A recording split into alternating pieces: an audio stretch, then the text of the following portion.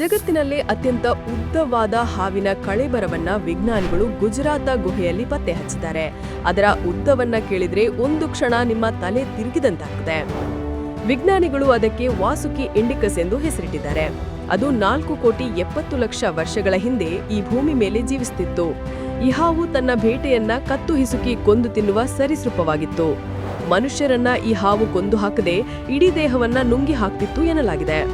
ಇದು ಪತ್ತೆಯಾಗುವುದಕ್ಕಿಂತ ಮುಂಚೆ ಟೈಟನೋಗೋವಾ ಹಾವನ್ನು ಜಗತ್ತಿನ ಉದ್ದವಾದ ಹಾವು ಎಂದು ಗುರುತಿಸಲಾಗ್ತಿತ್ತು. ಅದು 47 ಫೀಟ್ ಉದ್ದದ ಹಾವಾಗಿತ್ತು. ಆದರೆ ಭಾರತದಲ್ಲಿ ಪತ್ತೆಯಾದ ವಾಸುಕಿ ಇಂಡಿಕಸ್ ಹಾವಿನ ಉದ್ದ ಬರೋಬ್ಬರಿ 50 ಫೀಟ್ ಉದ್ದವೆಂದು ಗುರುತಿಸಲಾಗಿದೆ. ಈ ಹಾವು ಇಂದಿಗೂ ಜೀವಂತವಾಗಿದ್ದಿದ್ರೆ ಮನುಷ್ಯ ಜೀವಿಯ ಗತಿ ಏನಾಗ್ತಿತ್ತು? ಕಮೆಂಟ್ ಮಾಡಿ. ಹಾಗೂ ಇನ್ನಷ್ಟು ಇಂಟ್ರೆಸ್ಟಿಂಗ್ ಮಾಹಿತಿಗಳಿಗಾಗಿ ನ್ಯೂಸ್ ಯೂಟ್ಯೂಬ್ ಚಾನೆಲ್ ಅನ್ನು ಸಬ್ಸ್ಕ್ರೈಬ್ ಮಾಡಿ.